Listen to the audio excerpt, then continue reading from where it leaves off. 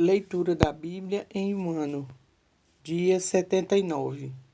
Hoje, leremos Números capítulos 35 e 36, Salmo 79 e Evangelho de João, capítulo 21. Números 35. Disse mais o Senhor a Moisés nas campinas de Moabe, junto ao Jordão, na altura de Jericó.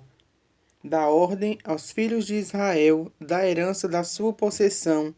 Deem as cidades aos levitas, em que habitem, e também em torno delas dareis aos levitas arredores para o seu gado. Terão eles estas cidades para habitá-las, porém os seus arredores serão para o gado, para os rebanhos e para todos os seus animais. Os arredores das cidades que dareis aos levitas, desde o muro da cidade para fora, serão de 1000 côvados em redor. Fora da cidade, do lado oriental, medireis 2000 côvados. Do lado do sul, 2000 côvados. Do lado ocidental, 2000 côvados. E do lado norte, 2000 côvados, ficando a cidade no meio. Estes lhes serão os arredores das cidades. Nas cidades, pois, que dareis aos levitas, 6 haverá de refúgio, as quais dareis para que nelas se escolha o homicida. Além destas, lhes darei 42 cidades. Todas as cidades que dareis aos levitas serão 48 cidades, juntamente com os seus arredores. Quanto às cidades que derdes da herança dos filhos de Israel, se for numerosa a tribo, tomareis muitas, se for pequena, tomareis poucas. Cada um dará das suas cidades aos levitas na proporção da herança que lhes tocar. Disse mais o Senhor a Moisés: Fala aos filhos de Israel e dize-lhes: Quando passardes o Jordão para a terra de Canaã, escolhei para vós outros cidades que vos sirvam de refúgio, para que nelas se escolha o homicida que matar alguém involuntariamente. Estas cidades vos serão para refúgio do vingador do sangue, para que o homicida não morra antes de ser apresentado perante a congregação para julgamento. As cidades que derdes serão 6 cidades de refúgio para vós outros. 3 dessas cidades darei desde o lado do Jordão, e 3 dareis na terra de Canaã. Cidades de refúgio serão.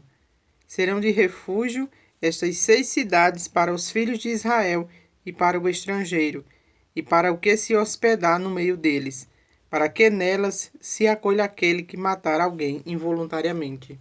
Todavia, se alguém ferir a outrem com instrumento de ferro, e este morrer, é homicida. O homicida será morto. Ou se alguém ferir a outrem com pedra na mão, que possa causar a morte, e este morrer, é homicida, e o homicida será morto. Ou se alguém ferir a outrem com instrumento de pau, que tiverem na mão, que possa causar a morte, e este morrer, é homicida. O homicida será morto. O vingador do sangue, ao encontrar o homicida, matá-lo-á. Se alguém empurrar a outrem com ódio, ou com mau intento lançar contra ele alguma coisa, e ele morrer, ou por inimizade o ferir com a mão, e este morrer, será morto aquele que o feriu. É homicida, o vingador do sangue, ao encontrar o homicida, matá-lo-á.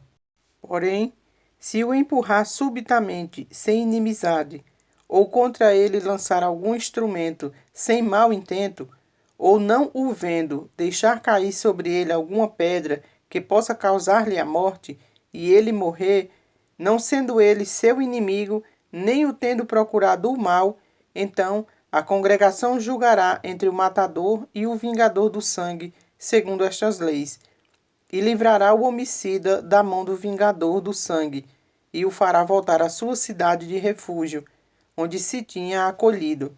Ali ficará até a morte do sumo sacerdote, que foi ungido com o santo óleo. Porém, se de alguma sorte o homicida sair dos limites da sua cidade de refúgio, onde se tinha acolhido, e o vingador do sangue o achar fora dos limites dela, se o vingador do sangue matar o homicida, não será culpado do sangue, pois deve ficar na sua cidade de refúgio até a morte do sumo sacerdote. Porém, depois da morte deste, o homicida voltará à terra da sua possessão. Estas coisas vos serão por estatuto de direito às vossas gerações, em todas as vossas moradas. Todo aquele que matar a outrem será morto, conforme o depoimento das testemunhas. Mas uma só testemunha não deporá contra alguém para que morra. Não aceitareis resgate pela vida do homicida que é culpado de morte. Antes será ele morto. Também não aceitareis resgate por aquele que se acolher à sua cidade de refúgio, para tornar a habitar na sua terra antes da morte do sumo sacerdote. Assim, não profanareis a terra em que estais, porque o sangue profana a terra. Nenhuma expiação se fará pela terra por causa do sangue que nela for derramado, senão com o sangue daquele que o derramou. Não contaminareis, pois a terra na qual vós habitais, no meio da qual eu habito, pois eu, Senhor, habito no meio dos filhos de Israel. Números 36. Chegaram os cabeças das casas paternas das famílias dos filhos de Gileade, filho de Maquir, filho de Manassés, das famílias dos filhos de José, e falaram diante de Moisés e diante dos príncipes, cabeças das casas paternas dos filhos de Israel, e disseram: O Senhor ordenou a meu senhor que dê esta terra por sorte em herança aos filhos de Israel. E a meu senhor foi ordenado pelo Senhor que a herança do nosso irmão Zelofaede se desse às suas filhas. Porém, casando-se elas com algum dos filhos das outras tribos dos filhos de Israel, então a sua herança seria diminuída da herança de nossos pais e acrescentada à herança da tribo às que vierem a pertencer. Assim, se tiraria da nossa herança o que nos tocou em sorte. Vindo também o ano do jubileu dos filhos de Israel, a herança delas se acrescentaria à herança da tribo daqueles a que vierem a pertencer. Assim, a sua herança será tirada da tribo dos nossos pais. Então, Moisés deu ordem aos filhos de Israel, segundo o mandado do Senhor, dizendo: A tribo dos filhos de José fala o que é justo. Esta é a palavra que o Senhor mandou acerca das filhas de Zelofaede, dizendo: Sejam por mulheres a quem bem parecer aos seus olhos, contanto que se casem na família da tribo de seu pai. Assim, a herança dos filhos de Israel não passará de tribo em tribo, pois os filhos de Israel se hão de vincular cada um à herança da tribo de seus pais. Qualquer filha que possuir alguma herança da tribo dos filhos de Israel se casará com alguém da família da tribo de seu pai, para que os filhos de Israel possuam cada um a herança de seus pais. Assim, a herança não passará de uma tribo a outra, pois a tribo dos filhos de Israel se hão de vincular cada um à sua herança. Como o Senhor ordenara a Moisés, assim fizeram as filhas de Zelofaede, pois Macla, Tisa, Ogla e Micla e Noa, filhas de Zelofaede, se casaram com os filhos de seus tios paternos. Casaram-se nas famílias dos filhos de Manassés, filho de José, e a herança delas permaneceu na tribo da família de seu pai.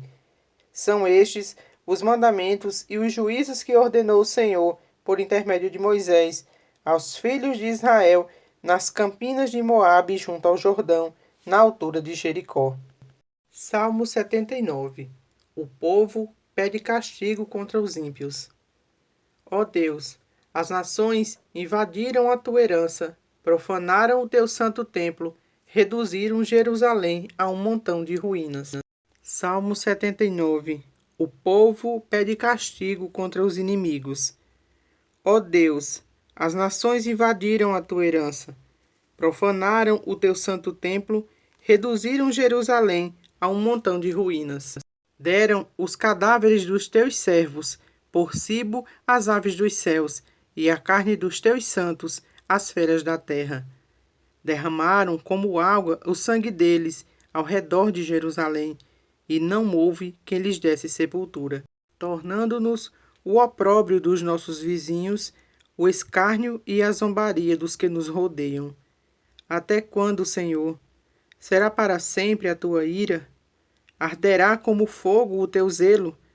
Derrama o teu furor sobre as nações que te não conhecem e sobre os reinos que não invocam o teu nome, porque eles devoraram a Jacó e lhes assolaram as moradas. Não recordes contra nós as iniquidades de nossos pais. Apressem-se ao nosso encontro as tuas misericórdias, pois estamos sobremodo abatidos. Assiste-nos, ó Deus e Salvador nosso, pela glória do teu nome. Livra-nos e perdoa-nos os pecados, por amor do teu nome. Porque diriam as nações: onde está o seu Deus? Será a nossa vista manifesta entre as nações a vingança do sangue que dos teus servos é derramado. Chegue à tua presença o gemido do cativo, consoante a grandeza do teu poder. Preserva os sentenciados à morte. Retribui, Senhor, aos nossos vizinhos 7 vezes tanto o opróbrio com que te vituperam. Quanto a nós, teu povo e ovelhas de teu pasto, para sempre te daremos graças, de geração em geração, proclamaremos os teus louvores. João 21.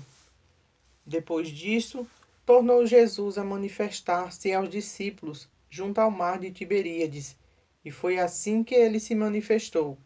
Estavam juntos Simão Pedro, Tomé, chamado Dídimo, Natanael, que era de Canaã da Galileia, os filhos de Zebedeu e mais 2 dos seus discípulos.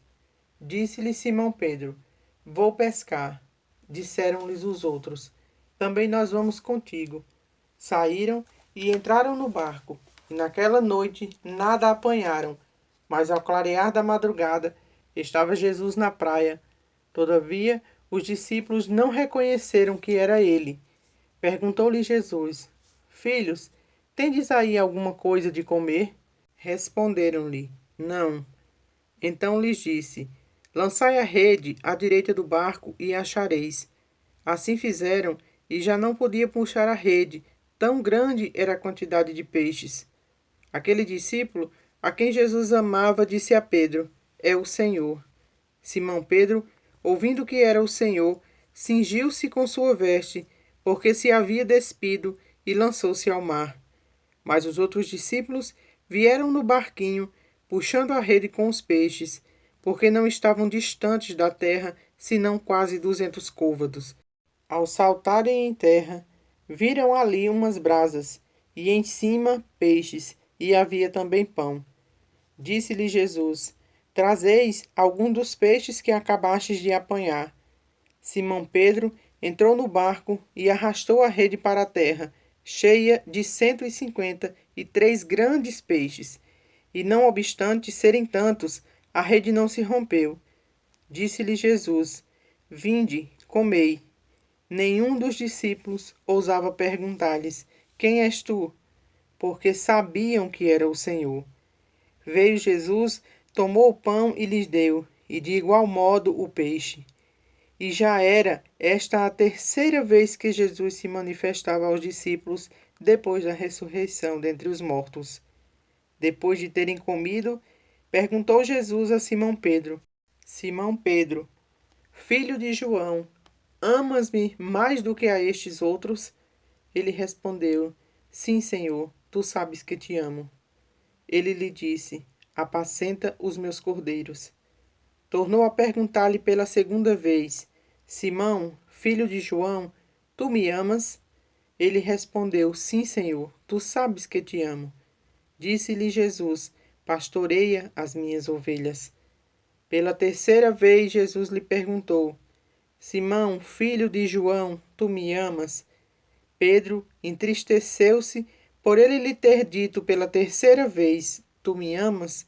E respondeu-lhe: Senhor, tu sabes todas as coisas, tu sabes que te amo. Jesus lhe disse: Apacenta as minhas ovelhas.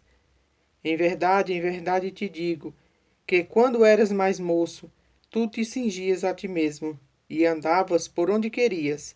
Quando, porém, fores velho, estenderás as mãos, e outro te cingirá, e te levará para onde não queres. Disse isso para significar com que gênero de morte Pedro havia de glorificar a Deus. Depois de assim falar, acrescentou-lhe: Segue-me. Então Pedro, voltando-se, viu que também o ia seguindo o discípulo a quem Jesus amava, o qual na ceia se reclinara sobre o peito de Jesus e perguntara: Senhor, quem é o traidor? Vendo-o, pois, Pedro perguntou a Jesus: E quanto a este?